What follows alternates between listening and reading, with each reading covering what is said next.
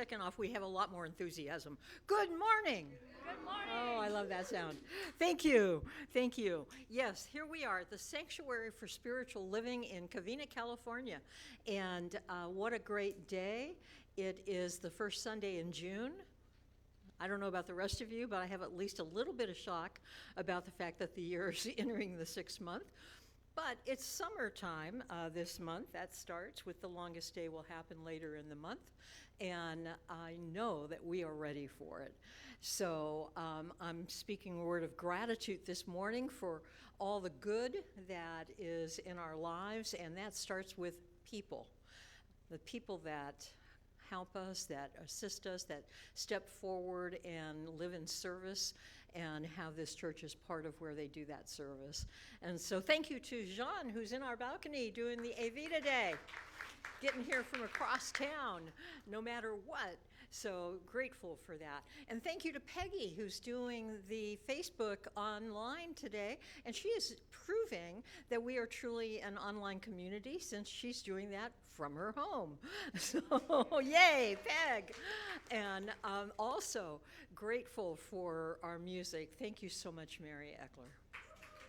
Yeah, always grateful, always grateful. You know, I don't even remember how many years ago this is, except for it's probably like 20. Something like that. Yeah. I remember the person who was our music director had an opportunity to go to New York. And she thought, well, I'll go. If it doesn't work out, I'll come back. So I want to get somebody, and I want my job back. So I want to get somebody that's a friend of mine that'll sub in for me, maybe take the job, but be willing to give it back later. And so she told me all that. I look up, and here at the back of the room is this very sweet, very young woman, Mary Ekler. And I'm like going, yay! Yeah, I remember that day very well. Yeah, it was wonderful. I'm going to talk a little bit about grief and the process of grief today, just forewarning everyone. But it happens, and as you move into changes in your life, one of the things that's automatic is that you look back over the totality of that work experience or the totality of that particular experience or relationship, and you begin to give thanks for all of the things that have made it and all of the people that have made it what it is. And those spontaneous, wonderful events like I got an opportunity in New York that worked out very well, and for us too. So and remember always, great spiritual teaching, only good. And so someone doing something new, good for them and good for what comes next for us. So when we can remember that, we can approach life in a good way.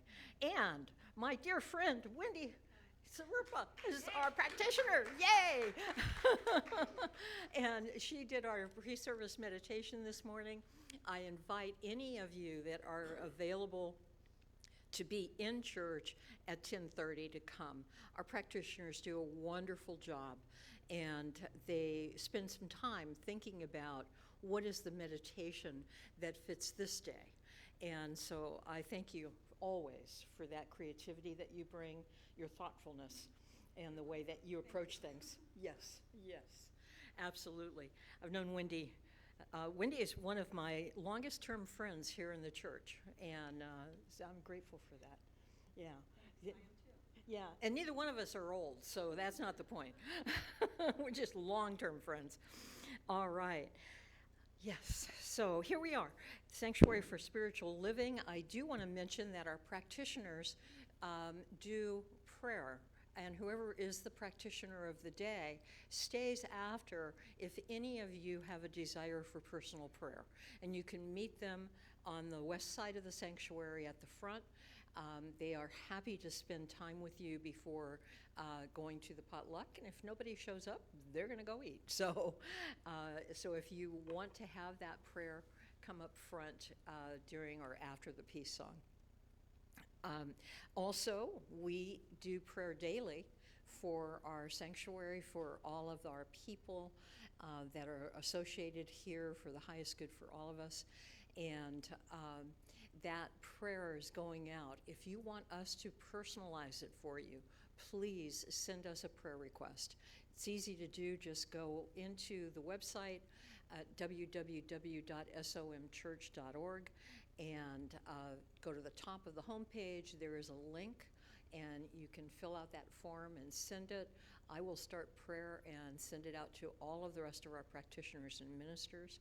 Very quickly, you have 22 people praying for you. And what a wonderful opportunity to have the breadth of experience that comes with that. So our ministry of prayer, very powerful. We do have a vision statement. It's on the front of your program, and also Peggy is putting it up now online. And so let's say this together. We are a vibrant, loving community and an inspirational resource for spiritual awakening and personal growth. And that is what we are. It's a new month. We have a new song. And that new song is Say Yes. Yes. And it's by words and music by Mary Ekler. Yes. Yay. Yay. Did you guys get it? I said yes. Information. Yes. I already said yes twice. So I'm doing good for the day. Yes. I think we've done this. I know we've done this. It's been a while, though. So it's our first time. A new song of the month is always fun. And everyone watching at home, or your heart, for you are blessed, and you can rest and relax in the arms of our Father. Mother God is watching us, God is guiding us, God is here with us now and forever. Yes, God is watching us, God is guiding us, God is loving us now and forever. Amen. Amen. Amen.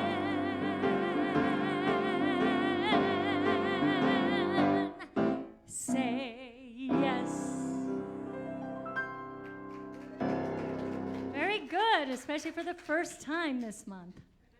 Come back next week and we'll do it again.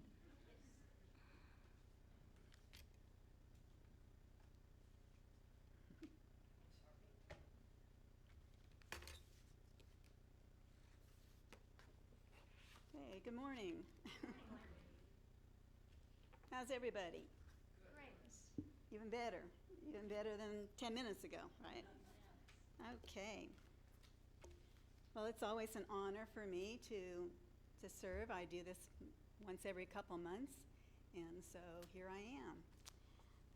Here we are.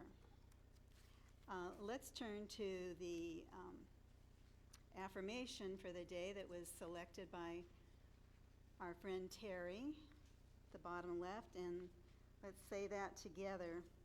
Today, I see peace instead of confusion. I entertain faith instead of doubt.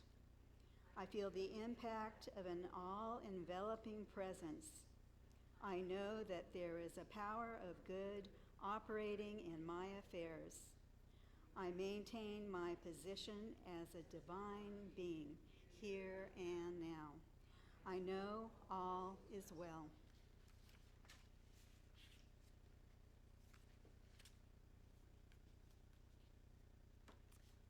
Okay. So, in view of the title that we have today, I decided I wanted to look at laughter.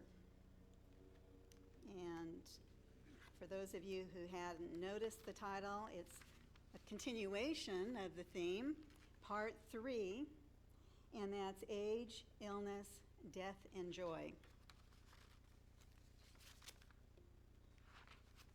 So, you are not a machine. You are a soul who needs music, connection, sunsets, laughter, and small pockets of joy. Prioritize them like your life depends on it, because it does. And that's by Vex King, and he is a bestseller of a book called Good Vibes, Good Life.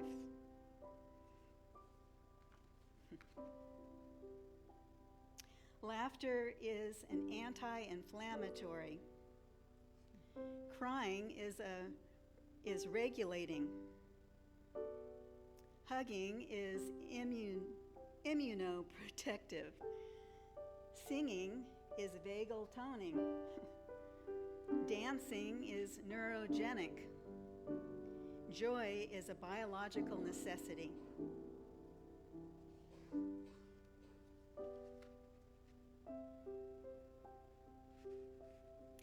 And so, for those of you who may be new to the science of mind, Ernest Holmes, founder of religious science and the science of mind philosophy, viewed laughter as a profound spiritual expression.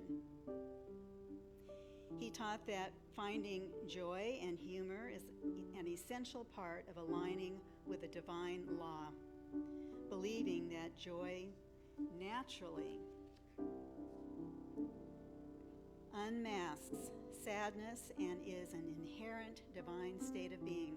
And he also believed that in elevating your mood and expecting good outcomes, that good naturally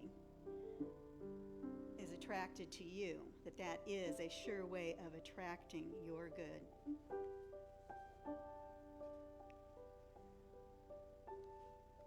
Ernest Holmes also taught that laughter and joy are spiritual necessities, not just emotional responses. He viewed laughter as good medicine that dispels the shadows of fear and limitation, aligning human consciousness with the natural, creative flow of the universe.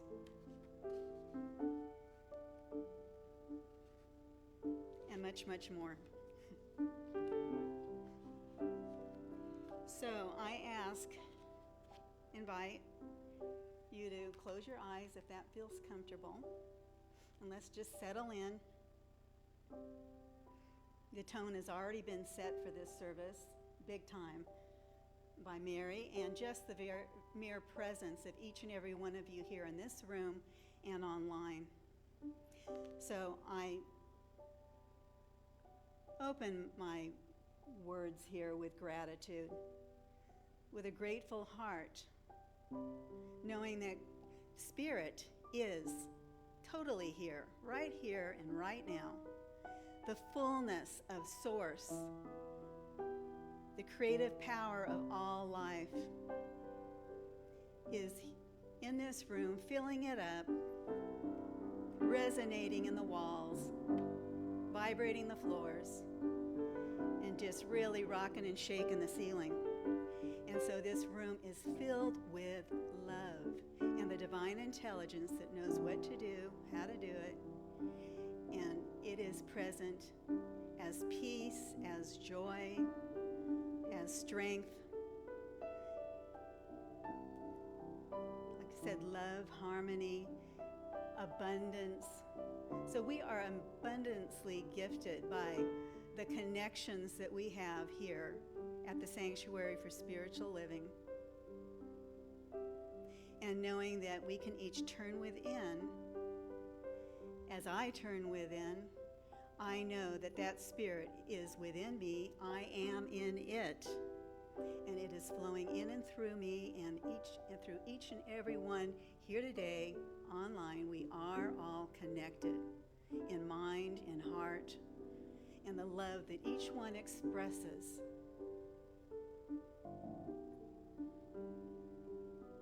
Divine individual expressions. And I know that this service is a safe place, a sacred space for just opening up, being able to relax and take in all of the knowledge, the wisdom, the love that is here today. And I know this service just very naturally unfolds and I speak a word of gratitude for each one who chose to be here, who suited up, got yourself here, and is ready to listen and receive.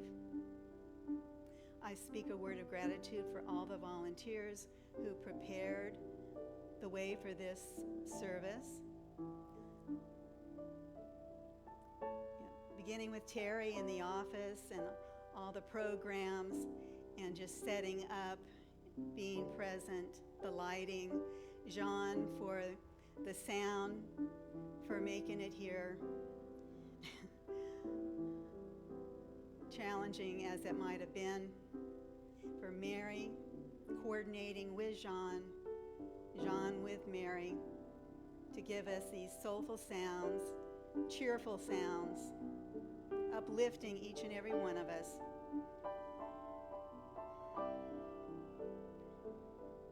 I am grateful for the space that we have for junior church. I am grateful knowing that we have a teacher, Cindy, who is ready and willing to cultivate creativity and learning in young people of all ages. I'm grateful for those students that show up, and also to learn how to play and connect, to practice love. This is a space for each and every one of us to practice love. I am grateful for the practitioners, for the ministry of prayer. Dedicated, knowing the truth and revealing that truth.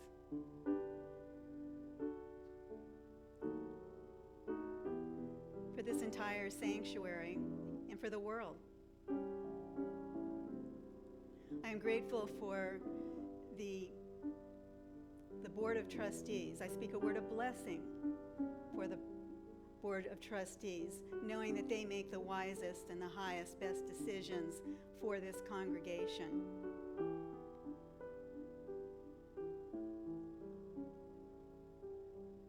I speak a word of blessing for Reverend Carol and her ministry of adventure and appreciation of beauty and art, especially inspiring us throughout the week.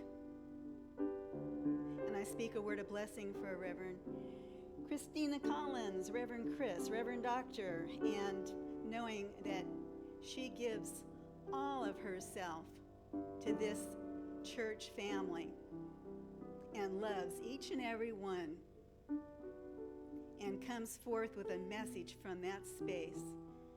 And her preparation, all of her studies, comes through the vitality that she is expressing today. So, knowing that my word is being acted upon, that this word has activated the law.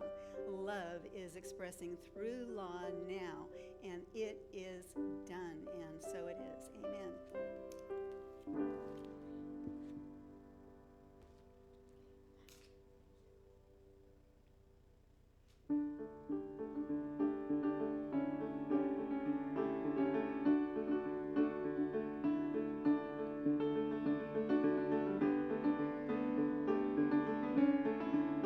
How's everybody doing?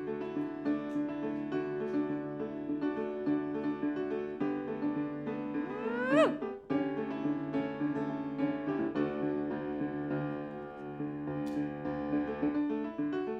See the joy, be the joy. Let's enjoy this ride together. Let's take care of one another. See the joy, be the joy today.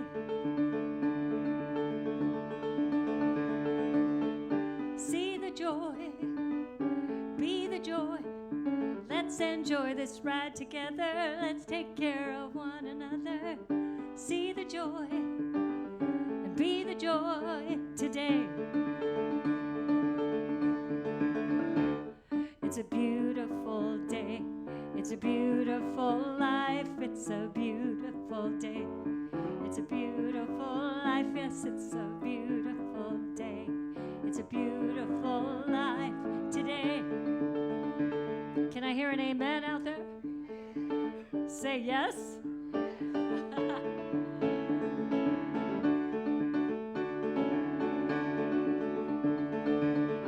See the joy, be the joy. Let's enjoy this ride together. Let's take care of one another. See the joy, be the joy today. Sing with me. Here we go. See the joy. See the joy, be the joy. Let's enjoy this ride together. Let's take care of one another. See the joy, be the joy today. I always feel like Neil Diamond when I say today. You know what I'm talking about? Right? Let's try it again. See the joy, be the joy. Let's enjoy this ride together. Let's take care of one another. See the joy and be the joy today. It's a beautiful day. It's a beautiful day. It's a beautiful life. It's a beautiful day. It's a beautiful life. It's a beautiful day. It's a beautiful life today.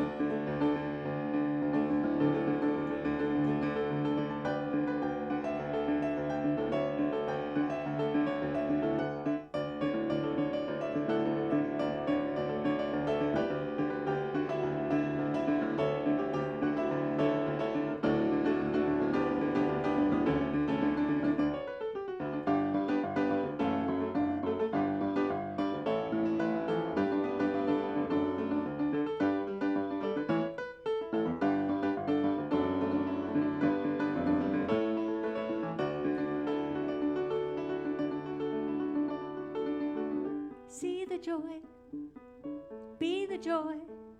Let's enjoy this ride together. Let's take care of one another. Be the joy, see the joy today.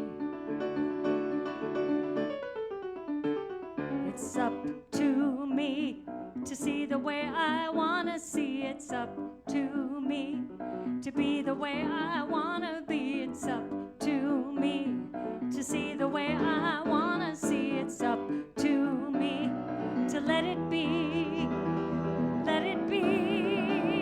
It's up to me to be the way I wanna be. It's up to me to see the way I wanna see. It's up to me to be the way I wanna be. It's up to me to let it be, let it be. See the joy, be the joy. Let's enjoy this ride together. Let's take care of one another. See the joy, be the joy today. One more time, let's do it. See the joy, be the joy. Let's enjoy this ride together. Let's take care of one another. See the joy, be the joy today, today, today, today.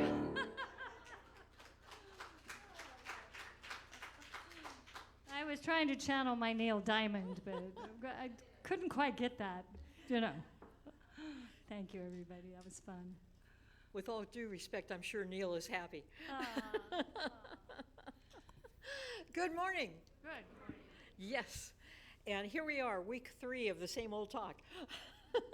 There is so much to say about this spiritual journey we're on, and just a lot to find about it and to include in it.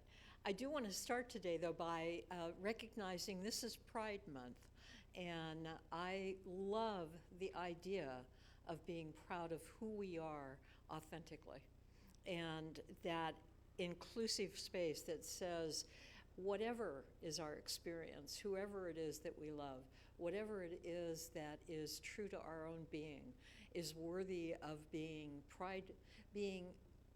being proud of ourselves, being proud of God within us, creating in so many magnificent and unique ways. And so I just think that it's a good month, and it is a celebration of the freedom to live and to love and to express ourselves authentically. And I say ourselves because all of us are unique. And in all of us, there is something that makes us different and wonderful. And we are all expressions of God. This month comes out of a celebration of what was a real breaking point in the persecution of the gay and lesbian community. And it honors the Stonewall Uprising of June 1969, which for me, that's not that long ago. And to think of all the movement that has been accomplished when it comes to civil rights for everybody. Because I don't think you can look at any one community, any one portion of life that's being suppressed without recognizing that those types of prejudice go across the spheres, and that it might be gay and lesbian people one week, it could be women, it could be black people, it could be people from other nations that people are see as different for racial reasons. But all of it recognizes happens because we don't recognize our wholeness, and we don't recognize who we really are, and we don't celebrate all of the uniqueness of God that's in each and every one of us. I tie this together with things like Loving Day, because that is the day the Supreme Court decided that it was okay for there to be interracial marriage, and that it could be honored in every state, no matter what the state laws were. I tie this together with the idea that gay marriage is sacred and is firm. And these are all ways where we have forgotten who we really are. And so I simply speak a word of celebration today as we go into this month, and how we're already in it. There's already been parades and things. And I just have to say, I'm going to quote man A.J. Willingham, and he said, "I've been thinking about the difference between tolerating," which is a word that's often been used about giving somebody rights, tolerating, and celebrating. When you tolerate someone, it's as if you're forcing yourself to acknowledge they exist. But when you celebrate someone, you're letting them know you actually appreciate their existence. They bring something valuable to the world just by being them. And I think that's the thing we want to remember as we celebrate all of life here, and we hold it in this beautiful wholeness. And always, it seems to me that we're learning to increase the circle of love that is the circle of God. So here we go. One more, Dr. Seuss. Dr. Seuss, anybody? Be who you are and say what you feel, because those who mind don't matter, and those who matter don't mind. Yay, Dr. Seuss. In finishing this today, I was looking at, we've been talking about age, and this is the Buddha's story about how he woke up to a conscious journey of awakening that lasted the rest of his life.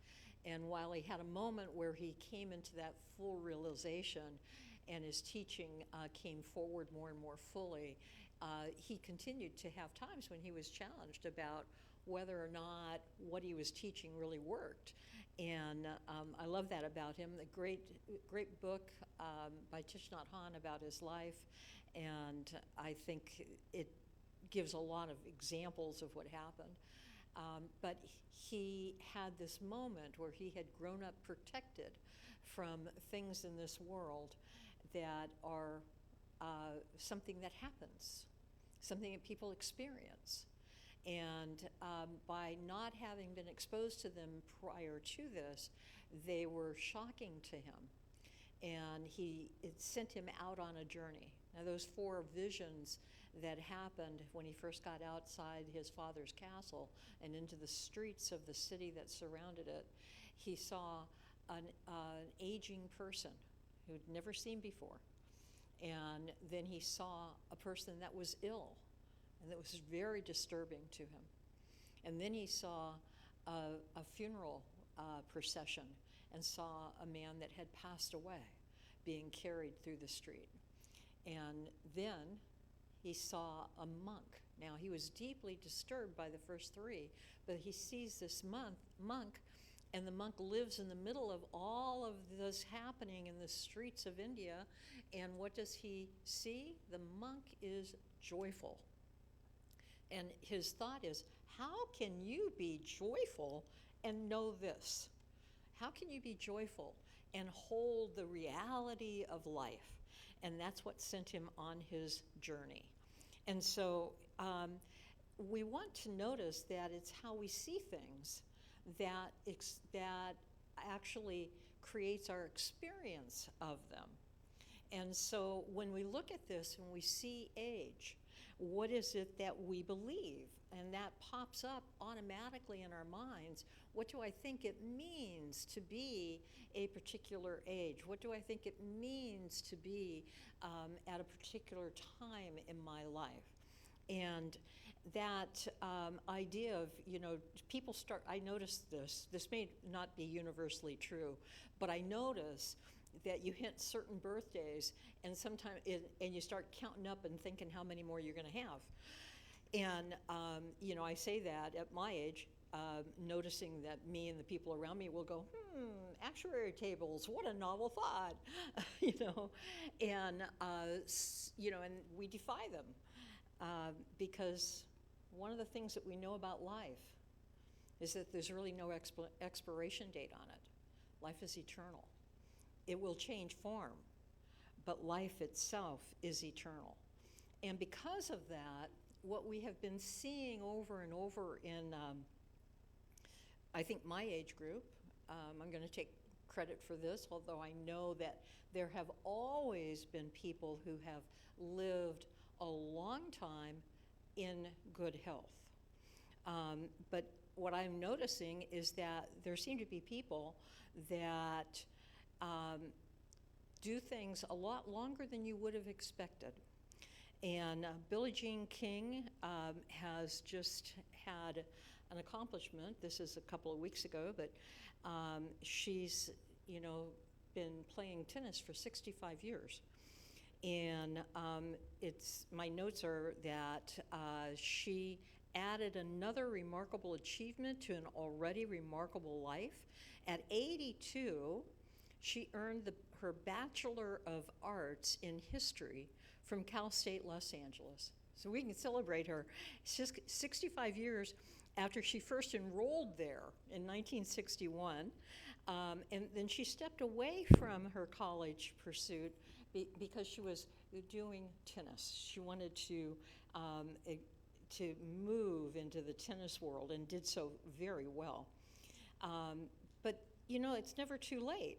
And so she returned to finish what she had started later, right? And I think that's a wonderful thing, because sometimes we complete one part of our life and we return to interest that have excited us before. And we, maybe we complete a job and we find that there's something that interests me in life that I put off learning more about. And so we go back into that study, and that's what she did.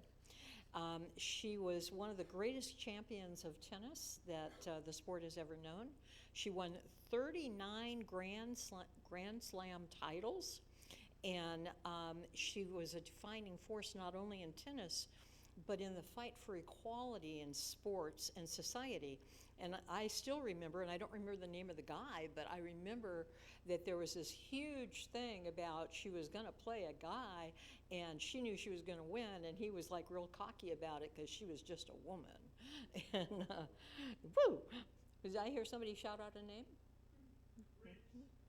I'm sorry? Riggs. Okay. First name?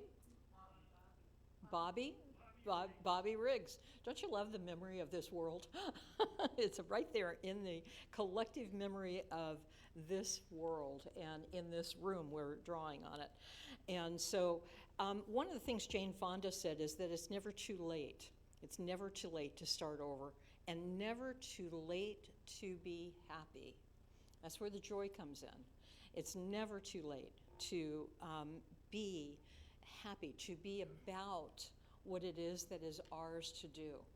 And when we tell ourselves a story about having missed opportunities, what we are doing is telling ourselves a story that will keep us from moving forward in the possibilities of our life.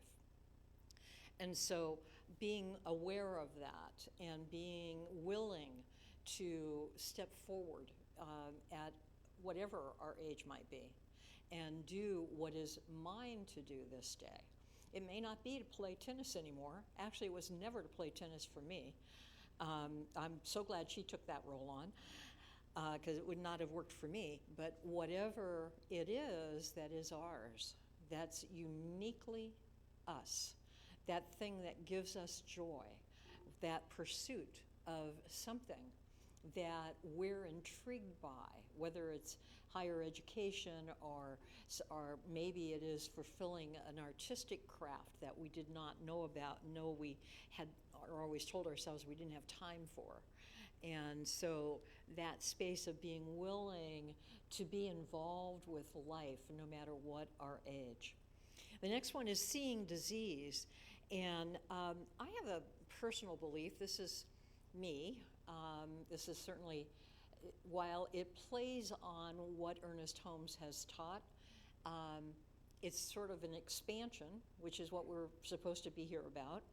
And Ernest Holmes does teach that body, mind, and spirit are all part of the divine, that all are holy, that it's not spirit and the law working together to create body, and that body somehow or another is a corruption or is a false front. It's that all three of these are vibrations of the divine awareness.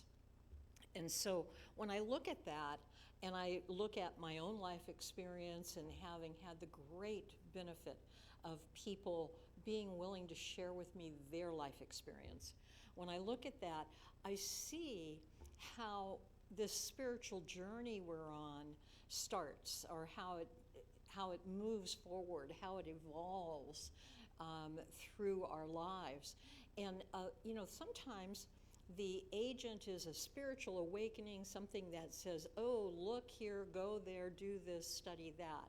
So sometimes we're driven by some form of enthusiasm or some curiosity or some wonder that we run into. But other times, that opening happens because we have an experience in our body or the body of our affairs in the physical world. And that experience awakens us to what is the next step or the next great understanding.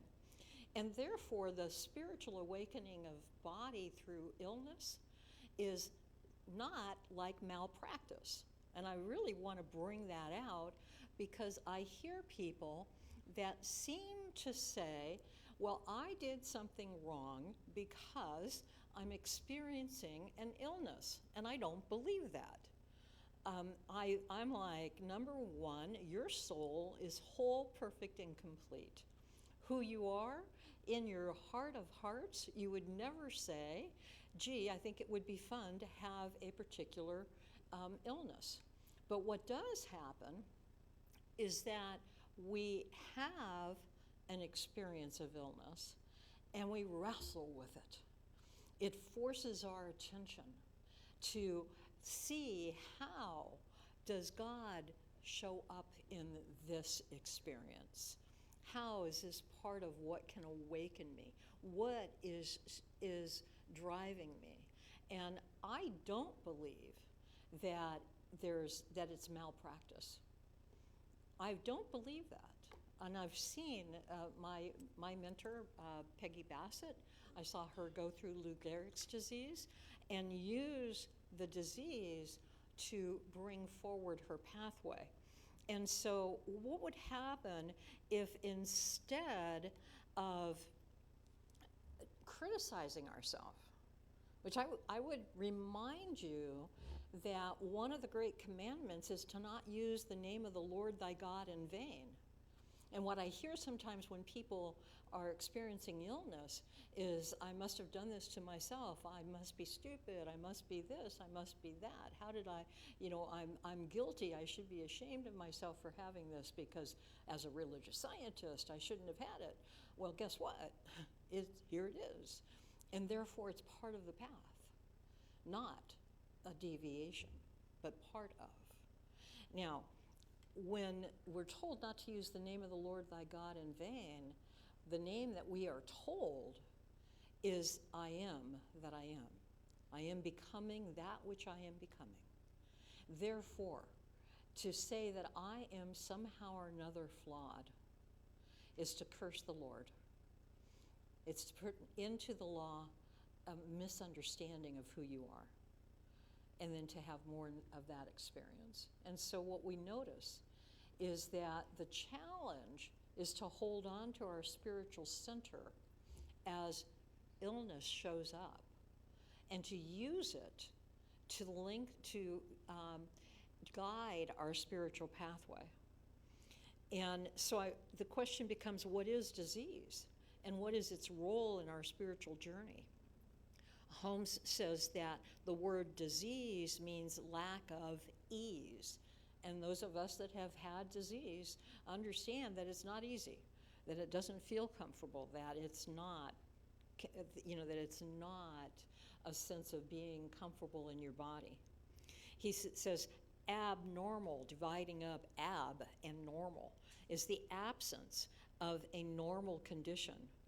It is important to know that disease is not an entity, and this is big, because so often we give it power it doesn't have by making it into something, an entity of something. He says it's not an entity any more than darkness, which is the absence of light, is an entity, regardless of its particular source.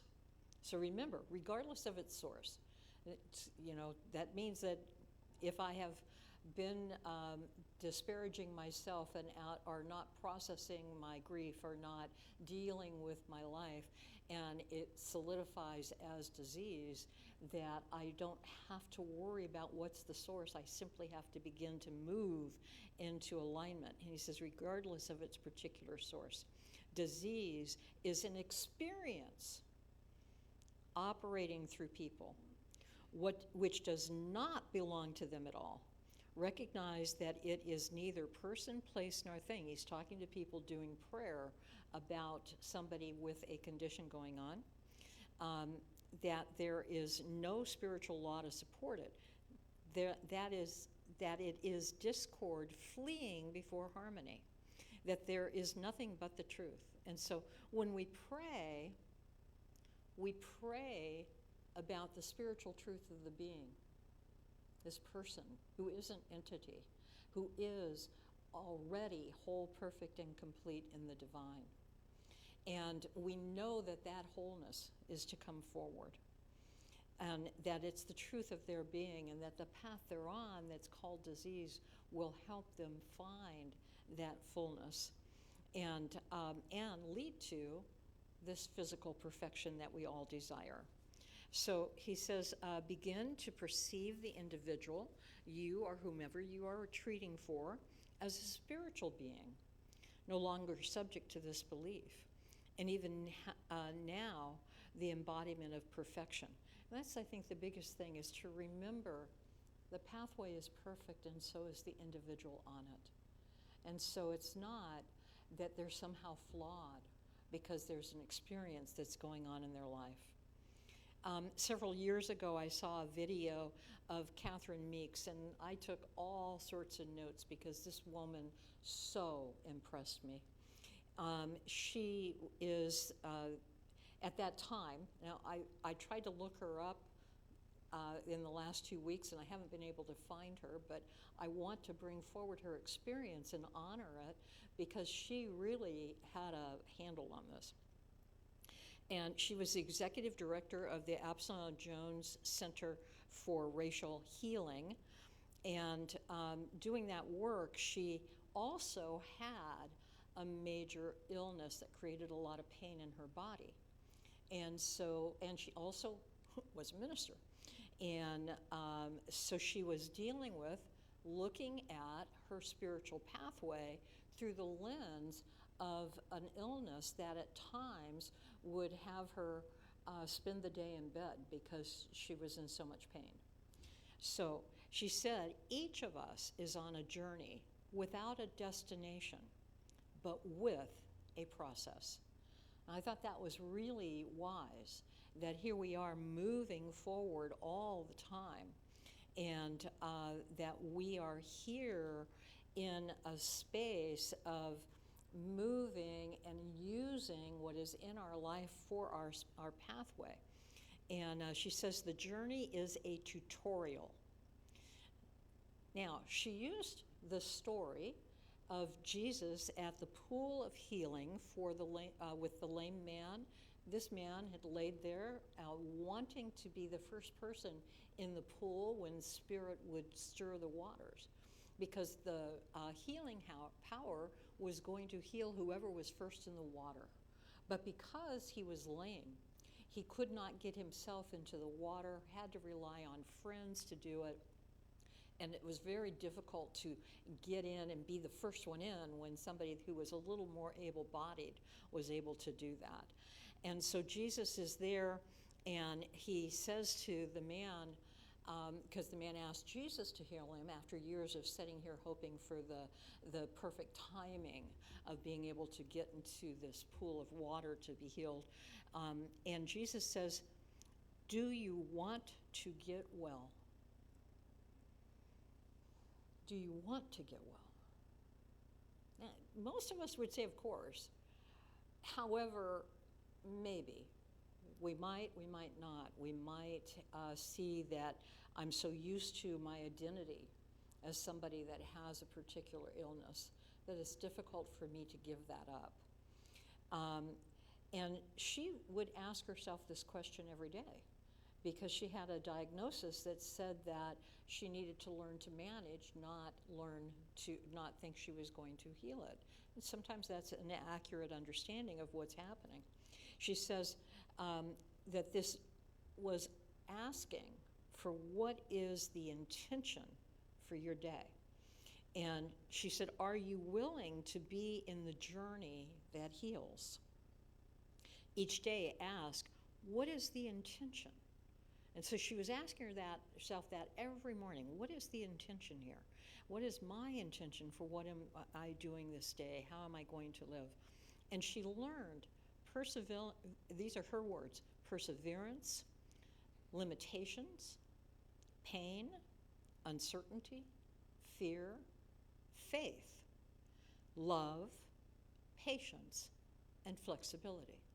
So she learned about all these different things because she had this experience that was going on in her life. And she said you cannot avoid struggle, which is some of what Buddha says. He says that struggle is in life. And yet you can rise above the struggle because you know who you really are. And so you can't avoid the struggle, but there are ways to address adversity. And what I notice is if we don't know how to address adversity, it will conquer us instead of us conquer it. And so she says she learned that asking for help is a good thing. Now, a lot of people I know don't want to do that. They think being prideful is more important than being healthy.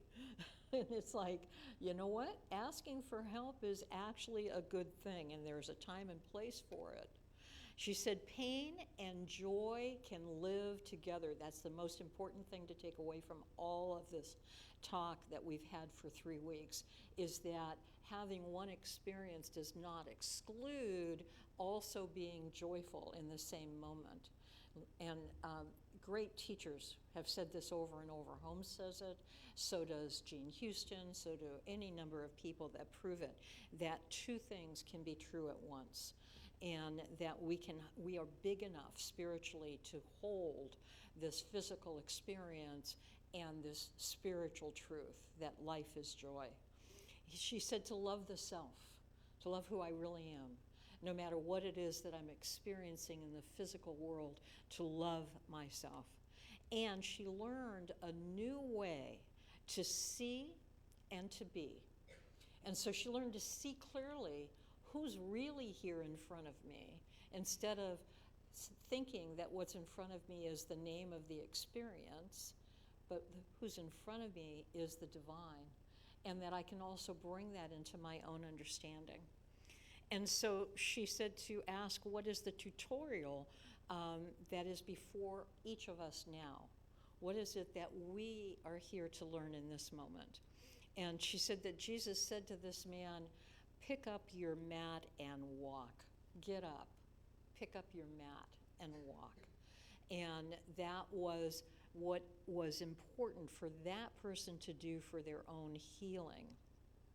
So it's like when we decide for ourselves, our decision then influences the collective healing of the collective good. And this is one of the things, we're never healed alone. Peggy Bassett talked about this all the time. When we do our healing in whatever area of life we're talking about, it heals out into the universe and brings other people along. It's, in essence, you're walking this pathway. There are people that are following behind you, and your steps make the pathway more clear, broader, so that more people can use this spiritual journey that we're on and become involved with life in a new way. And then she said, what is one major thing that needs to be set free? And each day she would ask that. What is one major thing that needs to be set free? And do you have the courage to let it go? Because sometimes we don't want to let go the way that we define ourselves. And so she was quite inspirational. She said at the very end that every day she read the 91st song, which is God is our refuge. And this is the same psalm that Thomas Troward gave to his son as he went into World War I in the English Army and was being sent to Europe to fight daily when they were having a huge number of casualties with the British Army. And Troward said, read this every day and you will be fine. And he was, and Troward had written it out on a piece of paper. And so this is what it says. He that dwells in the secret place of the Most High shall abide under the shadow of the Almighty. I will say of the Lord, He is my refuge and my fortress, my God. In Him I will trust. 1,000 shall fall at thy side, and 10,000 at thy right hand, but it shall not come near thee. Notice that assurance that the divine moving within me is my protection. He says, because thou hast made the Lord, which is my refuge, even the Most High, thy habitation. And so we live and move and have our being in the divine. There is no evil to befall thee, neither shall any plague come near thee, and near thy dwelling place. For he shall give his angels charge over thee, to keep thee in all thy ways. He shall call upon me, and I will answer him, and I will be with him in trouble, and I will deliver him and honor him. And so each of us have within us that divine name, that divine nature, that divine beingness. I don't define it as masculine. I don't define it as feminine. I know that the Spirit is inclusive of all. That this Mother, Father, God that Holmes talks about is inclusive of 100 of our being. And so when I make that my dwelling place, I live in a new way. Now finally, not finally, we've got two more, but seeing death, one of the things that I think I want to express is how grateful I am for the people in this congregation that have invited me into their experience of not just living, but also dying. The fact that I have had the great honor to sit with people as they have passed away, and to know, because of what I have seen and what I have been with, that there is nothing to be afraid of. That I can know that there is a grace that happens. We have oftentimes the pain and suffering that may lead into it, but that movement from this life to the next is holy and sacred and mysterious and magnificent. We don't have to be afraid. And when we're not afraid, we can live fully. We can release that idea that we need to count the years that I have left, and instead live 100% now, which is the thing that Buddha taught and the thing that Holmes teaches. We can look forward to life, and I know someone who has was passing on the hospital bed and came back healed of a belief in the separation, a belief in death, and a fear of death, and came back and said to his family and to me, because he called me right away, but came back and said, I'm not afraid anymore. I've lived my whole life afraid of death, and I am not afraid, because it is the most peaceful, loving presence that I could feel pulling me upward. And I came back because my daughter shouted out for me. And I wanted to be there with her because she's not ready.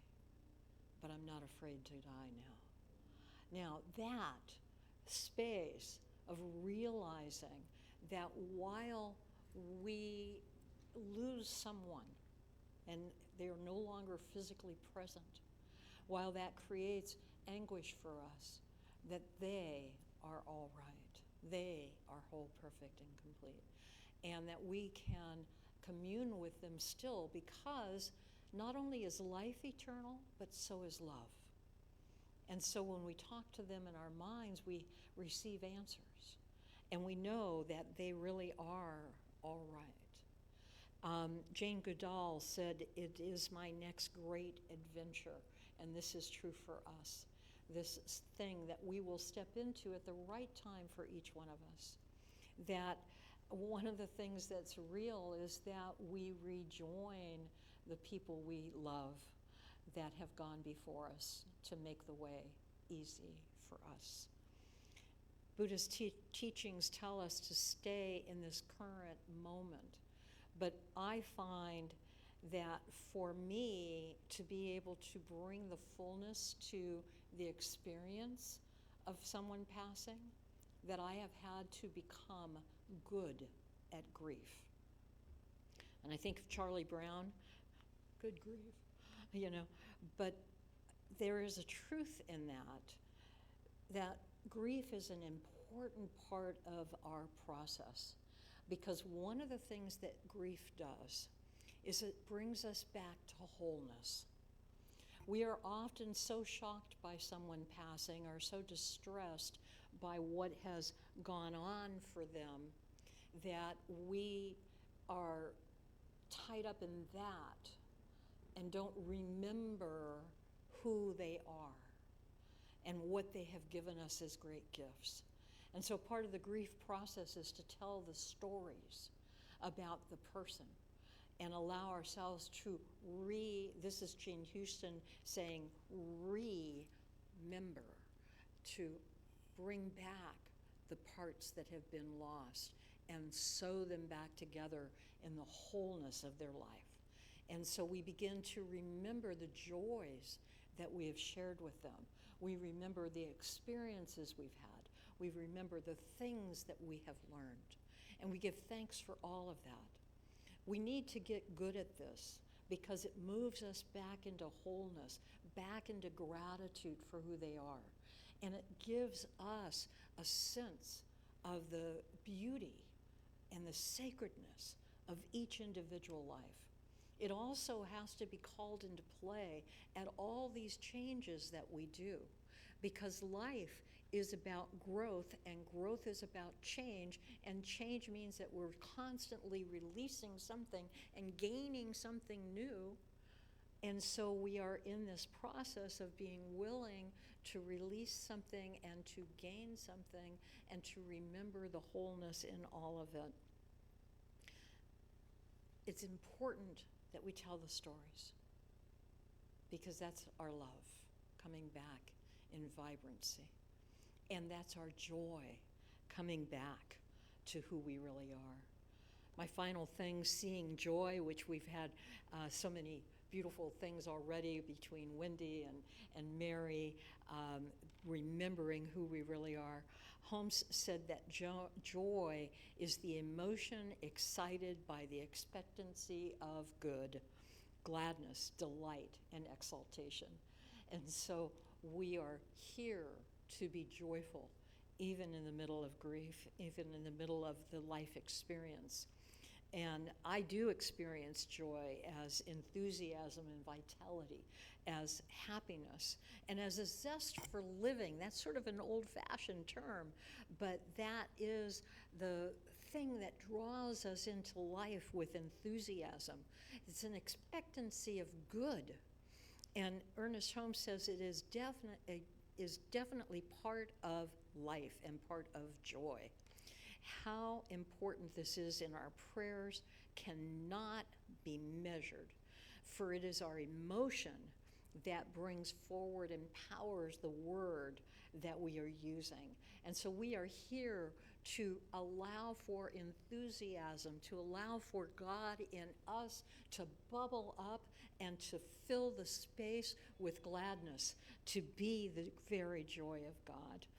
And so it is life's energy bubbling up in a way that we can call vitality. You can give it all sorts of different names, but you know it when you feel it. And Emerson said the world belongs to the energetic. Nothing great is ever achieved without enthusiasm.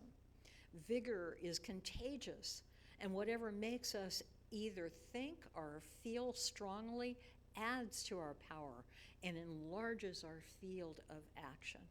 And so joy is a part of passion. It's a part of being in this life and being conscious of the divine energy. We want to feel it in our friendships. We want to bring it into our endeavors. Holmes, interestingly enough, Holmes says that it's part of our abundance, because joy attracts good and brings forward more and more of it. It opens the floodgates of supply in the spiritual realm, and that manifests within the body and in the body of our affairs. So we want to remember always that what I put out, I get back. When I listen and expand, I want to bring that in. And when it is appropriate, we remember the circulation of life is always about expansion, a little contraction, and then a greater expansion. This is how it works, because I contract while I think about the good, and then expand again into the next stage of this adventure that we are on. I'm encouraging you to decide to be joyful, even in the face of seeing life. Thank you. It only took 3 weeks to do this talk. I'm ready for 3 more. There's so much to learn.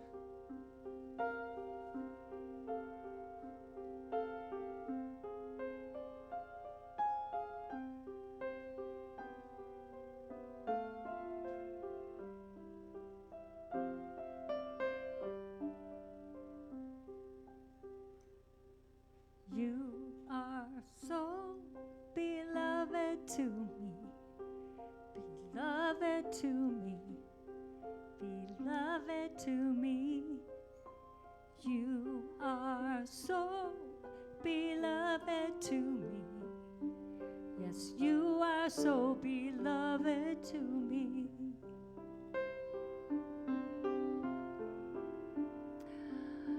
You are so beloved to me, beloved to me, beloved to me. You are so beloved to me. Yes, you are so beloved to me. You are beautiful. You are magical. You are lovable just as you are. Unforgettable, irreplaceable.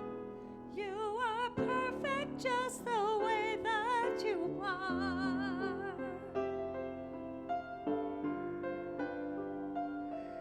You are so beloved to me, beloved to me, beloved to me. You are so beloved to me. Yes, you are so beloved to me.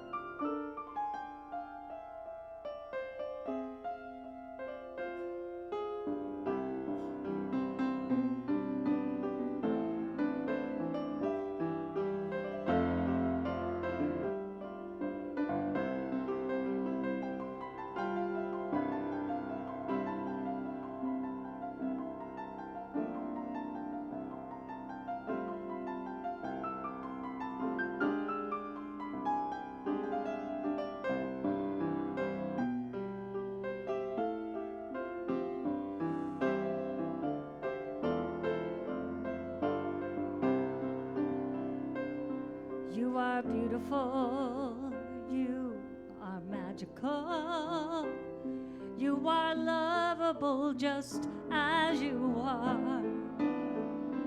You're unforgettable, irreplaceable. You are perfect just the way that you are.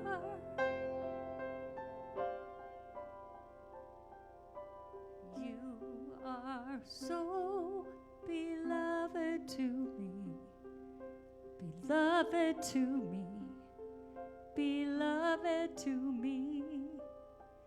You are so beloved to me. You are so beloved to me. You are all I need. You are all I need. You are all I need. You are all I need.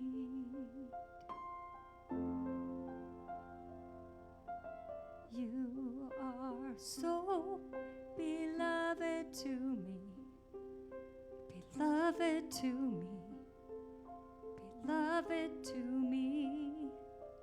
You are so beloved to me. You are so beloved to me. You are so beloved to me. You are so beloved to me.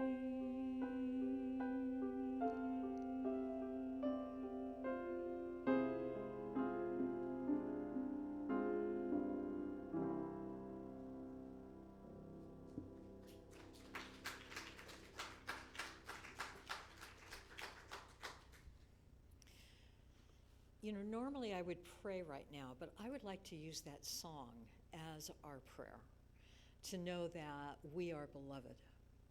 And we have a workshop after this event called Service, and I want us to be timely to that because I'm excited about it. So please consider that beautiful song, thank you, Mary, as our prayer. And let's move forward to our offering now. And I'll pray twice for us later in the day, okay? As our ushers come forward, I'm inviting you to gently take your offering in your hand and to know with me this wonderful good from the love of pure spirit within me. I bless this gift. I send it forth to heal and bless and prosper. It is evidence of my faith and belief. It does good work in the world and returns to me multiplied abundantly. And so it is. Amen. I'm going to continue with announcements as the offering is being taken. And again, we're moving quickly. I do want to update you on the solar, because we made the first part of the down payment on the solar last week, and we had the cash to do it. So your board has made an important decision that I really want you all to understand. We realize that it is not in the nature of this church, it's not in our consciousness to take out a loan on anything. And no matter how important it is, we don't like the idea of paying interest in addition to other things. And so we decided that we would give ourselves an interest-free loan to ourselves and pay for the solar and then continue fundraising and pay ourselves back that way. So between our reserves and also, and we're not using 100% of the reserves, but between reserves that we have for various things, and also our investment account that is for the movement from one minister to the next, and the money that we have raised already, and the incentives that we are going to get back. So we're going to front the loan from our resources and then continue to fundraise. We have about 30,000 that we continue to need to raise, and continue or apply for the incentives and allow those to pay us back, so that we end up in the next year in the same financial condition that we are right now, which is solid, and the benefit of the solar fully paid for. So that is how we are moving forward. We continue to encourage you to make donations to the Solar Fund. We want to thank you all so much for having done what you have done, historically as well as specifically for this process. And we want to thank John and Marilyn Fouch, who left us a substantial bequest that we have managed extremely well, that has allowed us to take some steps forward and be able to do this and actually loan to ourselves. We wanted to honor them by being good stewards of their gift, and we have done that, and we know that they are excited that this good continues to come forward in this way from them to us, because they loved this church. And that's where we are. So I'm grateful. We are in the process. Perhaps sometime, not this coming week, but the week after, we will probably begin to see equipment and the things that go forward to put the solar up. If you're not here during the week, it'll probably look like one Sunday it's not there and the next Sunday it is. Then we have to get permission from Edison to operate our own energy plant, which is what the solar is. We will be basically covered 24/7 by the solar energy, because we're also getting batteries that will store the daily energy so that it can be used to power the lights at night. And so I thank you all. I encourage you to continue to give. We want to pay back 100% of the money that we are borrowing from ourselves. And so grateful. Today we have CARES workshop. It is, I've made up the forms, worksheets for us. It's exciting. I'm glad you're all coming. And also I want to remind you that we have lunch and a movie. Cindy Jaime is hosting on Saturday, June 13th, and we're going to have a delightful soup, salad, sandwich lunch and watch the movie Oneness, Journey of Awakening. That is next Saturday, the 13th at noon. And our first summer concert is next Sunday, June 14th, and it is Carson and Mary, with the emphasis on Carson. Yes, So, indeed. yeah. Hope to see you all there and invite your friends. It's going to be a wonderful concert. Yes. All right, so let's stand for the peace song.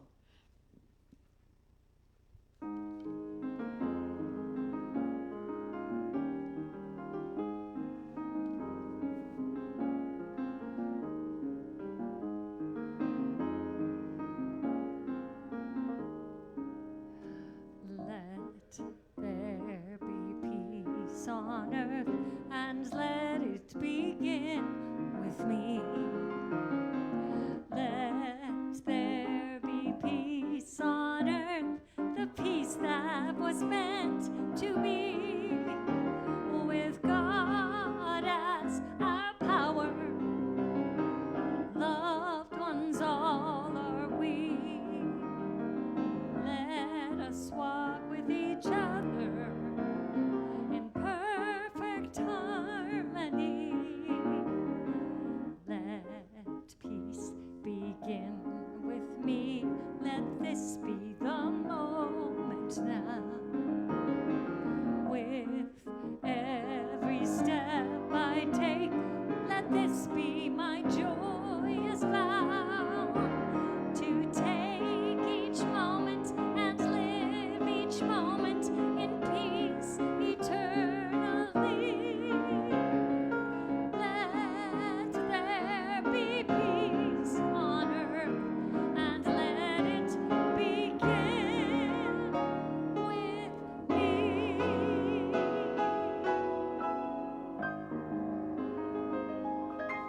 Please repeat after me. Something wonderful is happening through me right now.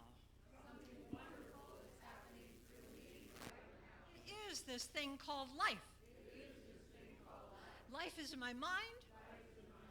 Life is in my body. And life is in my affairs. I think it.